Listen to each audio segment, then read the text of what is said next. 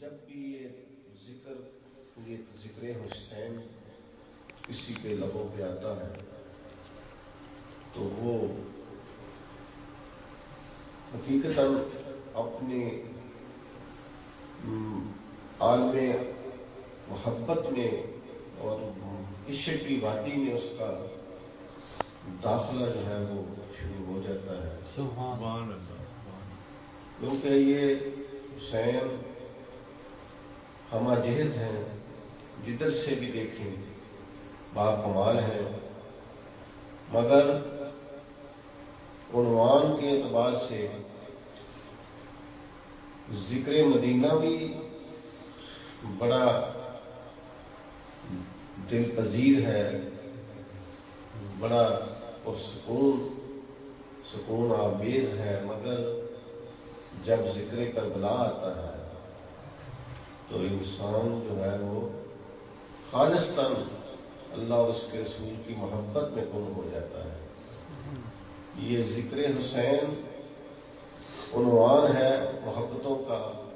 حسین ایک نام ہے، مگر اس نام میں سارے جلوے سموئے ہوئے ہیں، اور وہ جلوہ جس جلوے کو ہر بندہ ترستا ہے، جس جلوے کی خاطر اللہ کی ذات نے اپنے جلووں کو ظاہر فرمانے کے لیے انسان کو مبعوث کیا، انسان کو پیدا فرمایا، اور اس جلوے سے جو آدمی بہرہور ہوتا جاتا ہے وہ اپنی منزل و مقصود کو حاصل کرنے میں کامیاب ہو جاتا ہے.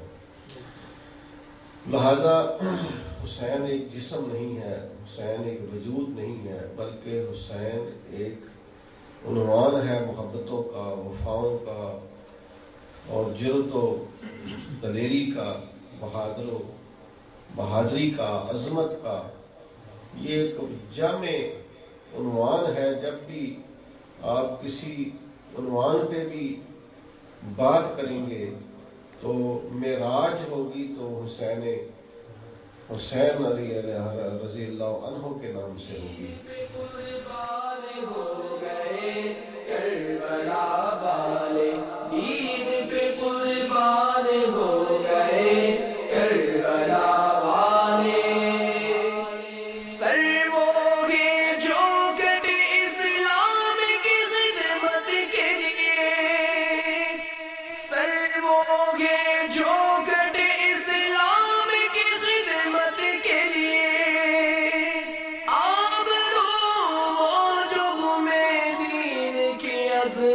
کے لیے دین پہ قربان ہو گئے کربلا والے، دین پہ قربان ہو گئے کربلا. جن ہستیوں کا ذکر کرتے ہیں ضروری ہے، اس لیے کہ وہی ہستیاں عنوان ہیں. ہماری عاقبت کا، ہماری آخرت کا سامان انہی کے ساتھ ہمارا منسوب ہے، جڑا ہوا ہے. لیکن جب تک ہم اپنے اندر جان کر اپنے کردار کو نہیں دیکھتے، اس وقت تک یہ سلام جو ہے وہ سلام تو ضرور ہے، مگر وہ بعض بندے جو اس طرح تنقید کر رہے ہیں کہ یہ مسلمان کیا تھے اور کیا رہ گئے ہیں، اب یہ کس ہستی کے مالک تھے، کس مرتبے اور شان کے مالک تھے، مگر آج زیر نزول و خوار کیوں ہے؟ آج ہر جگہ ان کو رسوائی کا سامنا ہے. یہ رسوائی کا حل صرف اور صرف اس طرح بیٹھ کر نعت رسول مقبول بھی پڑھنا بڑا اجر و ثواب ہے، شان حسین بھی بیان کرنا، سب کچھ اس میں سب کچھ ہے، مگر جاننا اپنے اندر ہے.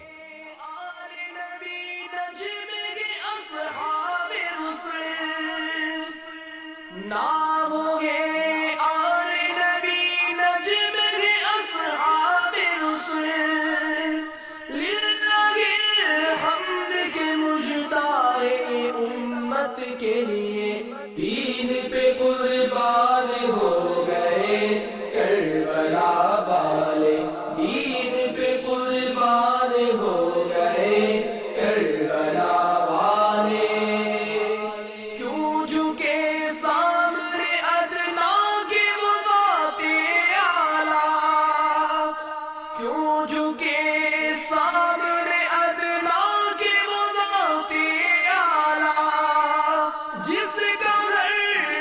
نقش قدم قبلہ ہو امت کے لیے، دین پہ قربان ہو گئے کربلا والے، دین پہ قربان ہو گئے کربلا والے۔ جتنے بھی اہل وفا گزرے ہیں ازل سے، یہ کوئی نئی بات نہیں ہے کہ یہ یعنی حسین علیہ السلام پر آ کر تو یعنی معراج ہوئی ہے نا شہادت کو، ورنہ شہادت یہ شروع سے ہے، اور یہ حق و باطل کی جنگ ازل سے ہے، اور ازل سے اور اب تک رہے گی۔ یہ نہیں ہے کہ شروع ہوئی اور کسی جگہ ختم ہو چکی ہے۔ علامہ اقبال کہتے ہیں نا استیزا کار رہا ہے ازل سے تام روز، چراغ مصطفی سے شرار بو لہبی، ستیزہ کار رہا ہے ازل سے تام روز، چراغ مصطفی سے شرار بو لہبی۔ یہ چراغ مصطفی کون ہے؟ اہل اللہ ہے، انبیاء علیہ السلام ہے، سب یہ چراغ مصطفی ہیں، اور ان کے ساتھ ستیزہ کار یعنی ٹکراؤ رہا ہے ان سے وہ جو بو لہبی قوت ہے، ابو لہب والی قوت ہے، وہ ان کے ساتھ ہمیشہ ٹکراتی رہی ہے اور اس کی مخالفت میں رہی ہے، اور یہ اب تک رہے گی۔ جب سے کائنات کا وجود کائنات کو وجود ملا ہے اس وقت سے شروع ہے، اور جب تک یہ کائنات کا وجود قائم رہے گا یہ حق و باطل کی جنگ جاری رہے گی، اور اس میں پرکھ ہوتی رہے گی کہ کون حق کا ساتھ دیتا ہے اور کون باطل کے ساتھ اپنی رشتہ استوار رکھتا ہے۔ میں نے یہ بات کل بھی کی تھی کہ امام عالی مقام یا آل پاک پر جو مشکل وقت آیا، یہ جو تقریر و تحریر میں آپ پڑھتے ہیں کہ ان پر ایک بڑا کڑا وقت آیا، بڑا مشکل وقت آیا، وہ مشکل وقت ہمارے خیالوں میں یہ آ جاتا ہے کہ شاید ان پر بڑی مصیبت ٹوٹ پڑی، انہیں بڑی مشکلات کا سامنا کرنا پڑا، اسے یزیدیت کی بہت بڑی فوج سے ٹکرانا پڑا، اور پھر ان کے سارے بچے چھوٹے بڑے سب شہید ہوئے، شاید یہ مشکل وقت ہے۔ اکثر لوگوں کے ذہنوں میں یہ آتا ہے، اور اس پر بھی وہ آنسو بہانا شروع کرتے ہیں کہ بڑا مشکل وقت آیا، چھوٹے چھوٹے بچے ذبح ہوئے، عورتیں بھی ساتھ تھیں، چھوٹے سے لے کر بڑے تک جوان بھی سب شہید کر دیے گئے۔ یہ حقیقت میں مشکل وقت نہیں ہے۔ مشکل وقت کا معنی یہ نہیں ہے کہ امام عالی مقام پر مشکل وقت آیا، یہ نہیں ہے اس کا معنی۔ ان پر جو مشکل وقت آیا وہ یہ تھا کہ اس امت مصطفیٰ کو میں نے جو ایک درس دینا ہے، جو ان کو ایک سبق دینا ہے، کیا یہ سمجھ بھی سکتے ہیں یا نہیں سکتے؟ کیا یہ سمجھنے سے قاصر تو نہیں رہیں گے؟ کیونکہ آسان ہوتا ہے کافر کے ساتھ لڑنا، اور مشکل ترین ہوتا ہے منافق کے ساتھ لڑنا۔ اس وقت منافقت اور مومنوں کی جو درمیان فرق تھا اس کو ظاہر کرنا تھا، اور اس پر ان کے لیے جو کڑا وقت تھا وہ اپنی ذات کے ساتھ نہیں تھا بلکہ امت مصطفیٰ کے وہ حضرات کے ساتھ تھا جو کوفے میں اہل رہائش پذیر تھے، اور انہوں نے حضور امام علی مقام کو خط لے کر بلایا تھا۔ اب انہیں ان کی فکر تھی کہ اب بڑا مشکل وقت آ گیا ہے کہ یہ اب میرا ساتھ نہیں دے سکیں گے، اور اس وجہ سے یہ جو ہے یہ یزید سے بھی بڑھ کر سزا کے مستحق بنے گی۔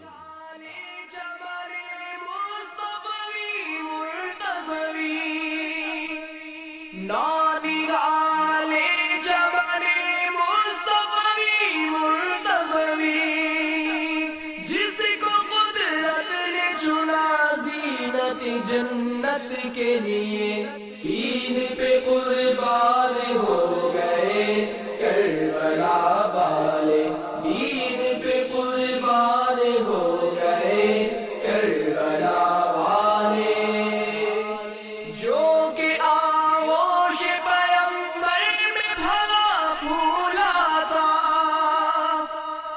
جو کہ آغوش پیمبر میں بھلا پھولا تھا، کربلا میں وہ کٹا دی کہ حفاظت کے لیے دین پہ قربان ہو گئے کربلا والے، دین پہ قربان ہو گئے کربلا والے۔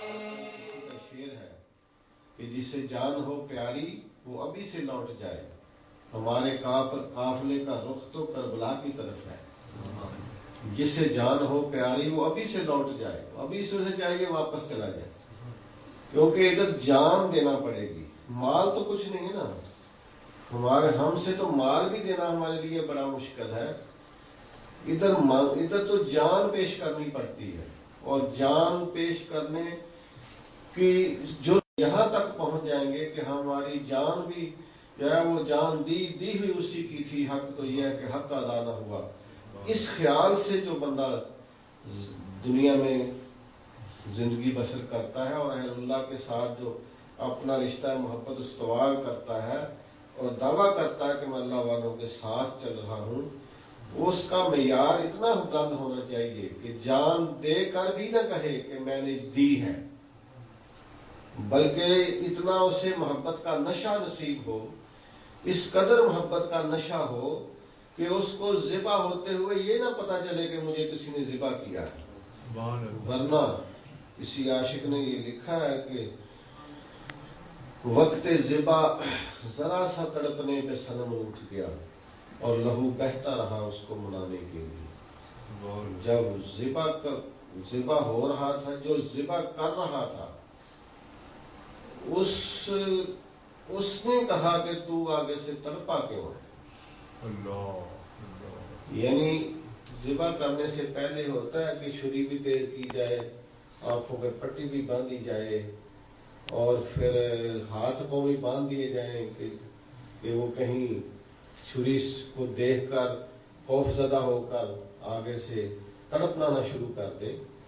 لیکن یہ ہے تو یہ بھی بہت بلند و بالا مقام تھا، اور انہوں نے دونوں نے آنکھوں پہ پٹی باندھی تھی، باپ نے بھی اور بیٹے نے بھی، اس لیے کہ کہیں باپ کو خصوصی طور پر باپ نے پٹی باندھی تھی ابراہیم علیہ السلام نے کہ کہیں جو چھری پھیر رہا ہے اس کو ترس نہ آ جائے بیٹا دیکھ کر کہ میں بیٹے کو ذبح کر رہا ہوں۔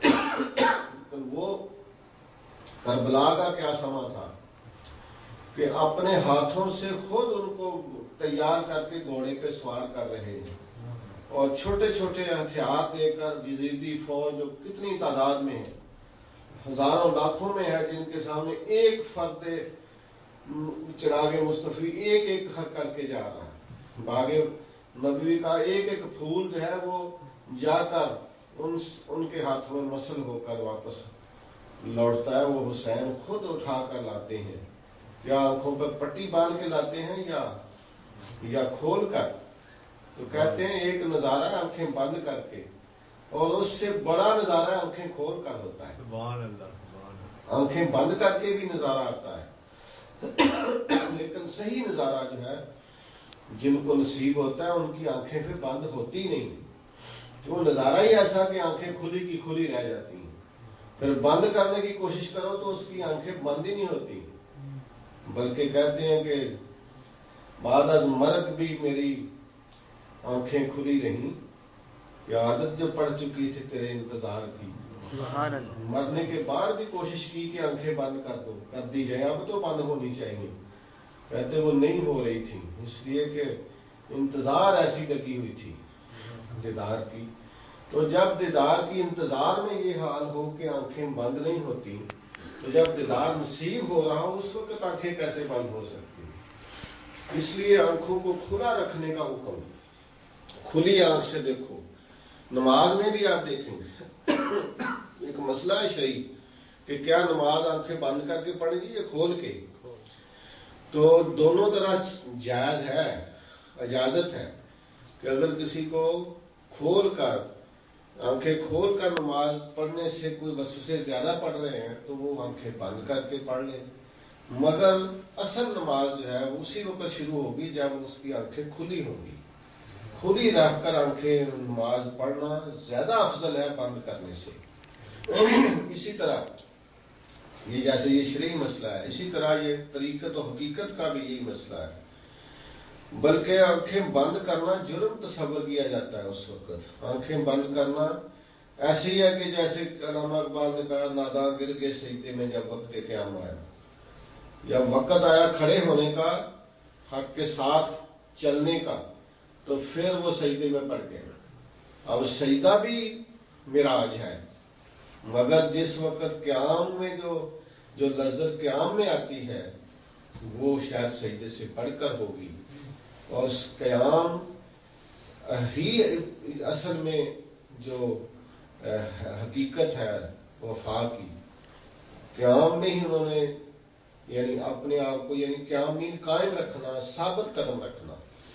ظاہراً جو ہے سجدہ یہ بھی حقیقت میں اسلام کے قائم کرنے کا ہی ایک اعلیٰ تصور ہے. تو قیام اور قائم ایک ہی چیز ہے. کھڑے رہنا، اپنے موقف پر مضبوط رہنا، اپنے موقف سے ذرا بھی جو ہے ڈاواں ڈول ہاشمی باغ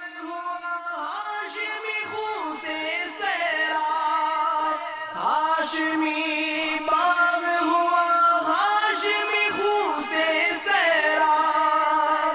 باغ زہرا کٹا اس باغ کی نزہت کے لیے، دین پہ قربان ہو گئے کربلا والے. دین پہ قربان ہو گئے کربلا والے. رسول کو ہمارا سلام ہو، جگر گوشہ بطول کو ہمارا سلام ہو. سر دیا نہ دیا دست در دست یزید، اس سرمدی اصول کو ہمارا سلام. واہ واہ سبحان اللہ. لکھی گئی داستان عشق جس ریگستان میں، اس کربلا کی دھول کو ہمارا سلام. اور مہکا ہے جن کے عشق سے چمنستان وفا، باغ نبی کے اس پھول کو ہمارا سلام. اور آخری شعر ہے، ہو جائے قبول عابد یہ سلام شاہدین، صد بار اس سلام کو ہمارا سلام.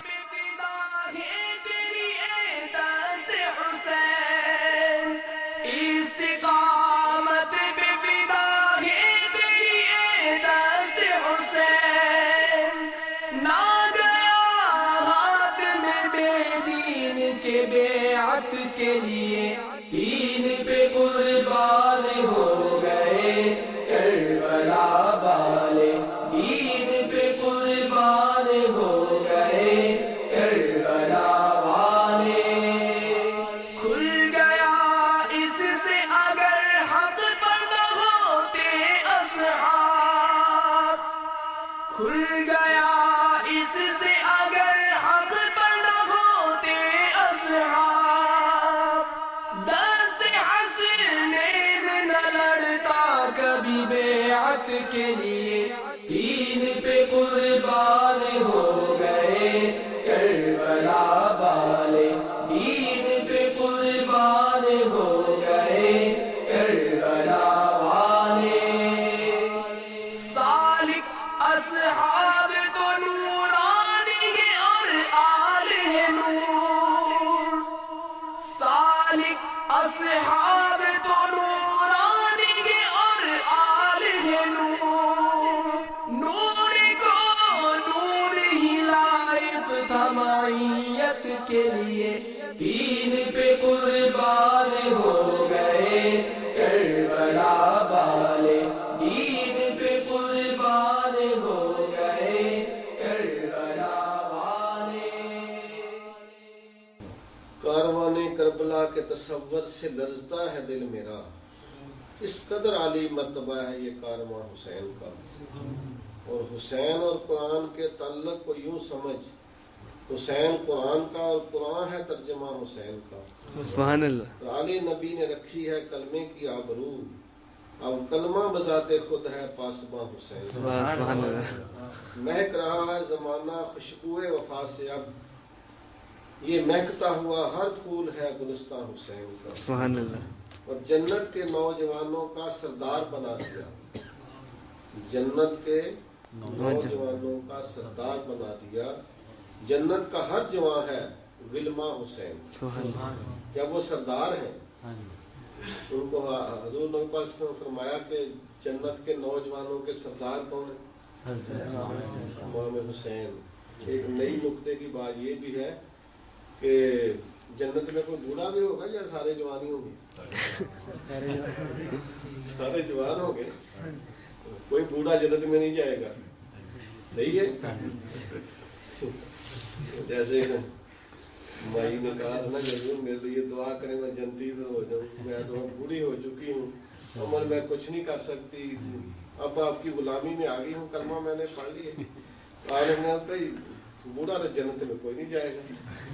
وہ رونے لگ گئی کہ میں تو بوڑھی ہوں تو میں جنت میں نہیں جاؤں گی۔ حضور نے فرمایا جب کوئی جنت میں جانے لگے گا تو بوڑھے بھی اللہ تعالیٰ ان کو بھی جوان کر دے گا۔